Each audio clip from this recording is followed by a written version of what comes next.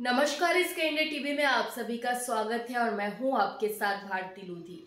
आइए बढ़ते हैं खबरों। प्रधानमंत्री नरेंद्र मोदी के एक पेड़ मां के नाम अभियान से प्रेरित होकर राजस्थान के मुख्यमंत्री भजनलाल शर्मा की हरियालो राजस्थान मुहिम के तहत जालौर जिले के भूती गांव में 76वें जिला स्तरीय वन महोत्सव का आयोजन हुआ।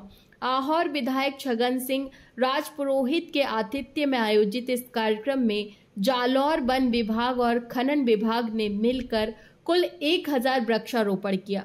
जिला कलेक्टर डॉक्टर प्रदीप के गावांडे, जिला सेक्रेटरी प्रभारी डॉक्टर विश्व मोहन, एसपी ज्ञानचंद यादव और अन्य विभागीय अधिकारियों की मौजूदगी में पौधारोपण किया गया।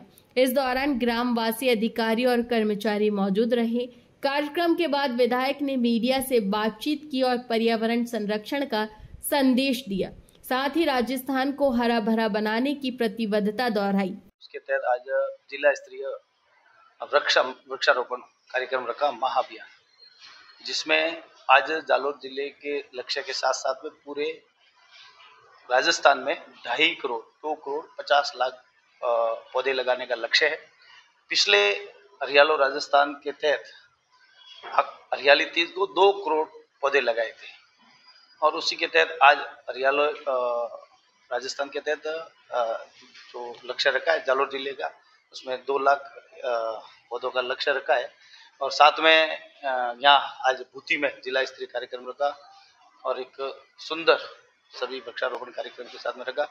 माननीय मुख्यमंत्री भजनलाल जी शर्मा साहब, यशस्वी मुख्यमंत्री जी ने एक पेड़ मां के नाम, जो नरेंद्र मोदी जी का जो एक मोटिव वाला था, जो भावनात्मक रिश्ते के साथ में एक पौधे लगाने का जो सपना था, उसी को आगे बढ़ाते हुए राजस्थान के मुख्यमंत्री जी ने हरियालो राजस्थान की लेकर पूरे राजस्थान प्रदेश में 50 करोड़ पौधे लगाने का लक्ष्य रखा है और उसके ही तहत इस वर्ष 10 करोड़ पौधे लगाएंगे।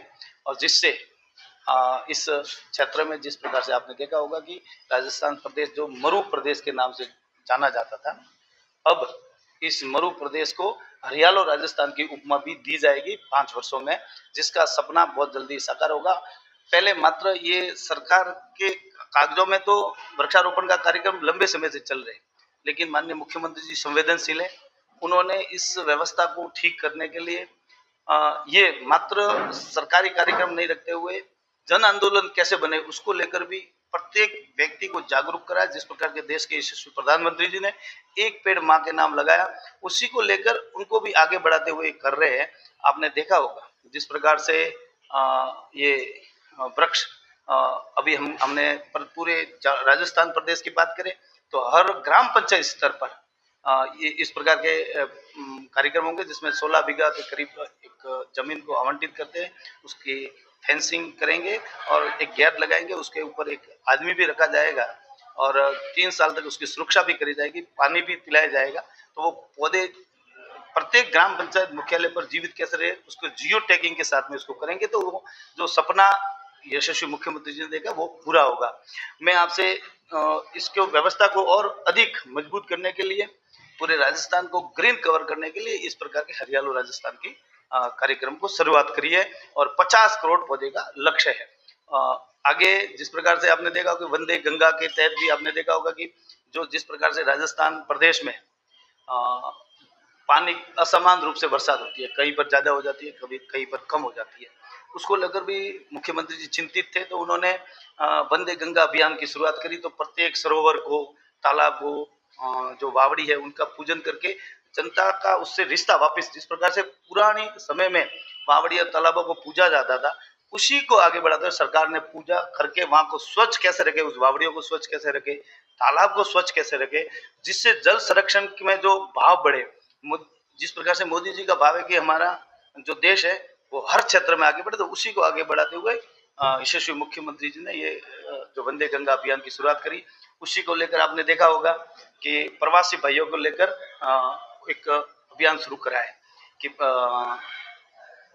प्रवासी भाई का समन यहाँ पर बने। प्रवासी भाई यहाँ पर जैसे कि ये आपने देखा कि जो जल सोर्सेज है, तालाब, जो सूखे ट्यूबवेल जहाँ पर पानी नहीं है, लेकिन ट्यूबवेल खोद के वो पानी जो बारिश का पानी है वो पानी जो है या कोई भी पानी है वो जमीन के अंदर जाए, जिससे जल स्तर बढ़े। उसका भी पूरे राजस्थान प्रदेश में प्रवासी भाइयों के सहयोग से भी आगे लेकर साथ लेकर उसको आगे बढ़ाने का प्रयास कर रहे हैं। इसलिए मैं इस मुहिम को राजस्थान के सरकार की मैं मेरे द्वारा भी ये कहना चाहूंगा कि वास्तव में एक अटूट कह सकते हैं कि एक बहुत ही सुंदर योजना है, जिसमें राजस्थान का एक विकास तो हो ही रहा है।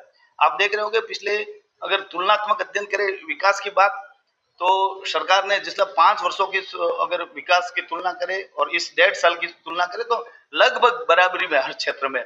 सड़कों के क्षेत्र में देखें तो हम करीब 1300 गांवों को उन्होंने जोड़ा था 5 साल में। हम लोगों ने 13,000 गांवों को हम लोगों ने जोड़ा है, करीब 18,000 गांवों को। तो इस प्रकार के जो अभियान है विकास के क्षेत्र में, जो पानी के जल जीवन मिशन की तहत की बात करें तो उसको भी आगे बढ़ाया।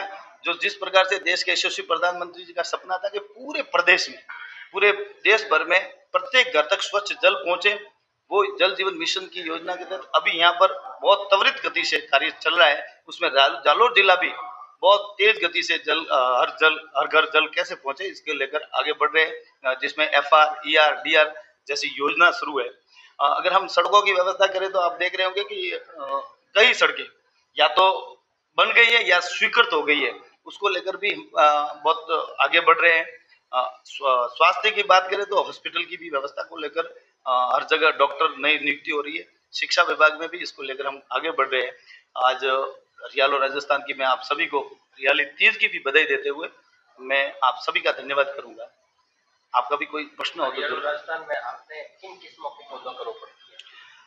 वैसे जो राजस्थान के इस क्षेत्र में वैसे तो फलदार वृक्ष भी हमने लगाए, लेकिन इस क्षेत्र में जो पौधे कौन से जीवित रह सकते उसको प्राथमिकता से रखा गया है, जो जिससे इस क्षेत्र के वृक्ष जो बड़े भी हो और उसका फायदा भी मिल सके। उसके कारण जो इस क्षेत्र के लिए जालोर जिले में कौन से हो जो अलग अलग जगह कहीं पर पूरे फलदार भी लगाए या कुछ फलदार लगे। यहाँ जामुन जैसे फलदार में माने तो जामुन जल्दी मान जाता है, तो जामुन का हम ज्यादा करते हैं। यहाँ शीशम जल्दी मानते हैं तो शीशम को भी लगाए। बाकी तो जो नीम जो है वो अपने यहाँ बहुत अच्छे से मानता है, तो नीम का तो हम करते ही है। बाकी खेड़ी है, अलग अलग तरह के जितने भी है उसको लेकर हम आगे बढ़ रहे हैं। जब से ये अभियान शुरू हुआ है अब तक जितने पौधे लगाए सरकार के तहत ये कार्यक्रम हो रहे हैं और पौधे लगाए जा रहे हैं, पीछे जो पौधे लगाए गए वो एक तरह से नष्ट हो गए या मूर्छित हो गए लगभग, उनको लेकर क्या रास्ता रहेगा? मैं आपको वापस कहना चाहूंगा, जिस प्रकार से आपका प्रश्न जायज प्रश्न भी है कि आपने कहा कि मूर्छित हो रहे। पूर्व में जो इस साल पिछले साल जो हरियाली तीज को वृक्ष लगाए थे 7.5 करोड़ वृक्ष पौधे लगाए थे, उनका पूरा मॉनिटरिंग हो रही है। और अब की बार तो पूरा जियो टैगिंग करने के लिए प्रत्येक के ऐप बन गया है। ऐप को बताना पड़ेगा अपने को कि ये वृक्ष जीवित है या नहीं है। एक मॉनिटरिंग होगी। पंचायत को 3 वर्षों के लिए एक आदमी भी रखना पड़ेगा, एक ट्यूबवेल भी दे रहे साथ में, और इसके फेंसिंग भी करवा रहे और गेट बनाएंगे और उसमें पूरा वृक्षों की सुरक्षा कैसे है उसको लेकर आगे बढ़ रहे हैं। सर, जालोर पिपलोदी गांव की एक दुखद घटना हुई थी जिसमें 7-8 बच्चे मर गए, उसको लेकर जालोर में भी ऐसी बहुत सारी स्कूल हैं, हमारे सेक्रेटरी साहब बैठे हैं, कलेक्टर साहब बैठे हैं, बहुत सारी स्कूल हैं जिन पे मैंने भी कई बार खबरें चलाई हैं कि डर के साए में जीते हैं बच्चे। उसको लेकर जालोर जिले में क्या अब तक इस घटना के बाद में क्या प्रतिक्रिया करेंगे? बिल्कुल, बहुत जो जिसे कहते हैं संवेदनशील प्रश्न है आपका। ये जो पिपलोदी की जो झालावाड़ में घटना हुई है ये बहुत हृदय विदारक है।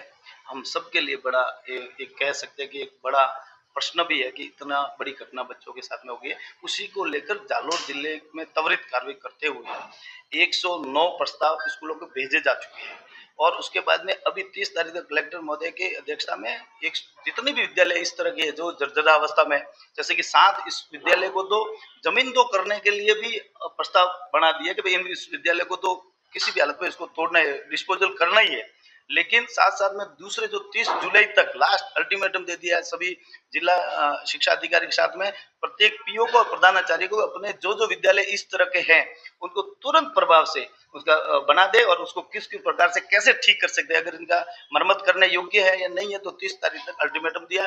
माननीय मुख्यमंत्री भजन लाल जी शर्मा साहब अति संवेदनशील है, उन्होंने हमसे भी फोन पर बात करी है कि आपको तुरंत प्रभाव से ऐसे विद्यालय उनके लिए अगर आपको एमएलए फंड, पहले एमएलए फंड तत्काल रूप से नहीं दे सकते थे सरकारी भवनों में, उन्होंने ये भी कहा कि एमएलए फंड जो पहले नियम नहीं था जो 20% देने का उन्होंने हाथों हाथ संशोधित करके वो भी कह दिया है। तो ये उनके भावना, तो जिस प्रकार से हमने बात की, उनके जो आवाज थी, हमें भी लगा कि जिस प्रकार से जो एक भी वहां की जो हत्या होती है तो मौत होती है किसी कारण से, तो वो उनके बेटे के समान होते हैं, जो भी, क्योंकि मुखिया है राजस्थान का, उन्होंने बहुत संवेदनशील है और इसके प्रति कहीं भी प्रदेश में किसी भी क्षेत्र में ऐसी घटना नहीं हो, उसको लेकर संवेदनशील है। मुख्यमंत्री जी कोई पर भी कोताही नहीं बरते और अधिकारियों को सख्त कह दिया है। अब अगर ऐसी कोई घटना होती तो सब अधिकार सिर्फ और सिर्फ इसके प्रशासन ही इसका जिम्मेदार होगा, ऐसा कह रहे हैं। जालोर जिले में ऐसे बहुत सारे डिपार्टमेंट हैं, जैसे एजुकेशन का डिपार्टमेंट जहाँ जिला शिक्षा अधिकारी बैठता है, महिला बाल विकास विभाग का अधिकारी है, नर्मदा में बहुत सारे ऑफिस है, समाज कल्याण का ऑफिस है, सब पानी में डूबते हैं। बारिश होती है, सब पानी में डूबते हैं और बारिश में बहुत समस्या आती है, जर्जर अवस्था में वो भवन खड़े हैं। इनकी क्या व्यवस्था करें?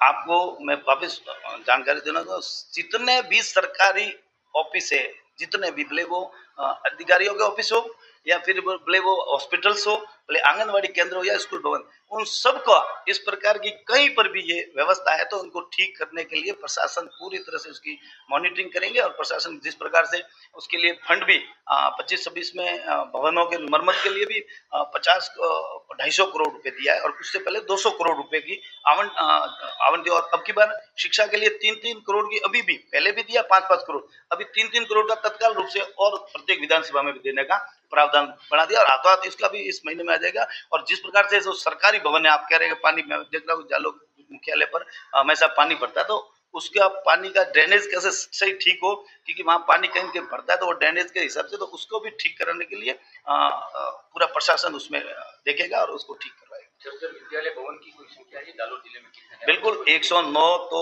आ गई है। उसका पहले से हम लोग पहले से लगातार ये घटना तो हुई है, लेकिन संवेदनशील मुख्यमंत्री जी उन्होंने लगातार, मैं कह रहा हूँ 200 करोड़ पहले दिए थे पहले वर्ष में और 250 करोड़ इस वर्ष दिए, लेकिन साथ साथ में हमसे लगातार इसको भी मांगा कि कौन से भवन है जो जर्जरा अवस्था में या पानी छतों से पानी टपटा। विधानसभा में हम विषय को भी उठाते थे पहले भी, तो पिछले कई वर्षों से जिस समस्या का सामना करना पड़ रहा था, लेकिन लगातार ये बड़ी घटना हो गई, इसलिए हम सबका ध्यान इस ओर ज्यादा हुआ, लेकिन सरकार का ध्यान पहले से इसमें था कि ये भवन वास्तव में कभी भी ऐसी घटना नहीं हो, इसके लिए उन्होंने मरम्मत करवाने का पूरा करा हुआ है। राजस्थान